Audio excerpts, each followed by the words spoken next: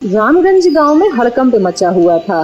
गांव की उस नदी में जहां पर सिर्फ औरतों को जाने की इजाजत थी, उस नदी में एक लड़की जिसका नाम सपना था, उसकी तैरती हुई लाश मिली थी। मुखिया रामदीन समेत गांव के कई लोग नदी के पास खड़े थे। सबके चेहरे पर उदासी के साथ साथ एक प्रश्न चिन्ह भी था, और वो प्रश्न था कि सपना ने आत्महत्या की है या उसे मारा गया है। सपना के पिताजी और माँ का तो रो रो कर बुरा हाल था। अरे किसने मार दिया रे मेरी बच्ची को? इसने किसी का क्या बिगाड़ा था जो इसे मार दिया? अरे हिम्मत रखो, मैं तुम लोगों का दर्द समझता हूँ, लेकिन होनी को कौन टाल सकता है। रामदीन ने ये बात कहने में तो कह दी कि होनी को कौन टाल सकता है, लेकिन मुखिया जी की बात गीता, संध्या और रजनी को बिल्कुल समझ नहीं आ रही थी। सपना उन लोगों की पक्की सहेली थी, उसे किसने मार दिया, ये सवाल उन लोगों के जहन में भी था। मुझे तो विश्वास ही नहीं हो रहा है कि सपना हमें हमेशा के लिए छोड़कर चली गई है। मुझे बहुत दुख हो रहा है, उसे ऐसे नहीं जाना चाहिए। अरे वो बहुत साहसी थी, और वैसे भी उसने क्या किया था? सारी गलती तो आनंद की है। संध्या, गीता, क्या हमें गांव वालों को आनंद की सच्चाई बता देनी चाहिए? आनंद गांव के मुखिया जी के बेटे संतोष का दोस्त था, जो कुछ दिन पहले गांव घूमने आया था। 1 महीने पहले की बात है। मुखिया जी का बेटा स्टेशन पर खड़ा शहर से आने वाली ट्रेन का इंतजार कर रहा था। कुछ देर बाद ट्रेन आई और उससे आनंद उतरा। शहर में वो आनंद और दोनों एक साथ ही पढ़ते थे। वहीं पर उन दोनों की दोस्ती हो गई थी। उसने एक बार गांव घूमने की इच्छा जताई तो संतोष उसे गांव घूमने आने का न्योता दे दिया। लो भाई, आ गया तुम्हारे गांव, हमारा स्वागत नहीं करोगे? अरे स्वागत के लिए तो पिछले 2 घंटे से खड़े हैं। ये ट्रेन भी ना हमेशा लेट आती है। आनंद बहुत ही दिलफेक और लालची लड़का था। वो पैसों के लिए किसी भी हद तक जा सकता था। आनंद संतोष के साथ गांव घूमने लगा। फिर वो नदी पर मछलियां पकड़ने चले जाते हैं। 2 घंटे से यहाँ पागलों की तरह बैठे हैं, एक भी मछली हाथ नहीं आई यार। भाई बहुत धैर्य का काम है मछली पकड़ना। मैं सब कुछ कर सकता हूँ, पर धैर्य नहीं यार। वो बातें कर रहे थे, तभी आनंद को कुछ लड़कियों की हंसने की आवाज आई।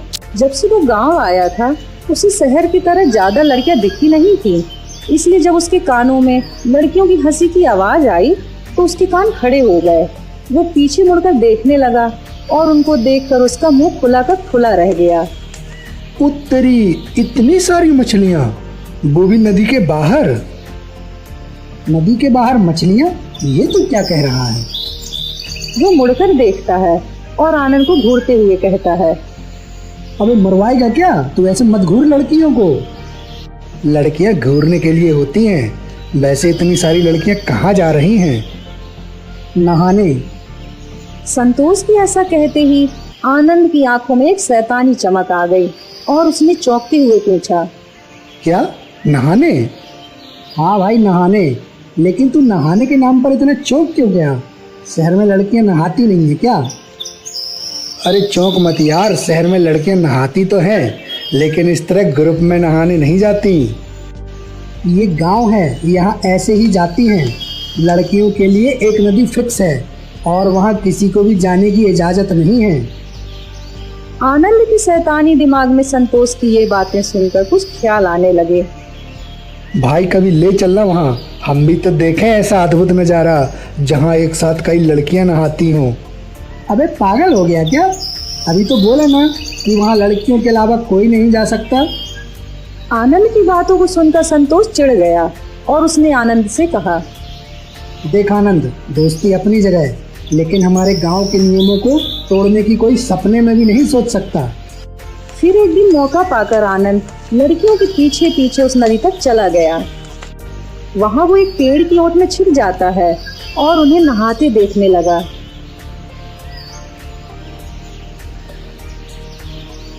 यही नहीं, वो अपने मोबाइल से लड़कियों की नहाते हुए फोटो ले लेता है। एक दिन की बात है, शाम को उसकी नजर सपना पर पड़ी और वो उसका पीछा करने लगा। सुनसान जगह देखकर उसने उसका रास्ता रोक लिया। अरे कहाँ जा रही हो? जरा हम पर भी तो ध्यान दे दो। अरे आप तो संतोष भैया के दोस्त हैं ना, जो शहर से आए हैं गांव घूमने के लिए। संतोष भैया कहाँ हैं? अरे तुम्हारे संतोष भैया कहीं काम से गए हैं, लेकिन मेरे पास तुम्हें दिखाने के लिए एक चीज है। मेरे लायक क्या चीज है? उसके बाद आनंद ने सपना को वो फोटो दिखा दिया। उसे देखकर सपना का चेहरा पीला पड़ गया। ये सब क्या है? अरे इस फोटो में तुम कितनी सुंदर लग रही हो। आप तो बहुत ही बेशर्म हैं। मैं अभी आपकी शिकायत पूरे गांव में करती हूँ। अरे इससे क्या होगा, तू ही बदनाम होगी। मैं डरने वाली नहीं। मैं डरा नहीं रहा हूँ, मैं तो बस बता रहा हूँ। क्यों अपनी इज्जत से खेल रही हो? मैं ये फोटो किसी को नहीं दिखाऊंगा। तुम्हारी इज्जत मेरी इज्जत है, बस तुम्हें मुझे खुश करना होगा। आनंद की बात सुनकर सपना घबरा गई, लेकिन उसे इतना पता था कि आनंद जो कह रहा है वो किसी भी कीमत पर नहीं करना है। देखिए, मुझे जाने दीजिए, नहीं तो मैं शोर मचाऊंगी। ये कहकर वो वहां से भाग गई। उसी रात वो अपनी सहेलियों से मिली और उन्हें सारी बातें बताई, लेकिन सपना डर गई थी और उसे खुद से ज्यादा अपने माता पिता की बदनामी की चिंता होने लगी। इसलिए उसने एक बड़ा कदम उठा लिया। मेरे पास इसके अलावा और कोई चारा नहीं है। सपना की आत्महत्या को 2 दिन बीत गए थे। आनंद को उम्मीद नहीं थी कि वो ऐसा कुछ करेगी, लेकिन इतने के बावजूद उसे चैन नहीं था। वो एक बार फिर से दूसरी बार नदी के किनारे फोटो बनाने के लिए छुपा हुआ था। तभी उसके सिर पर जोरदार डंडा पड़ा। वो चीख पड़ा। उसने अपना सिर उठाया तो देखा कि गांव की सारी लड़कियां हाथ में डंडा लिए उसकी तरफ गुस्से से देख रही हैं।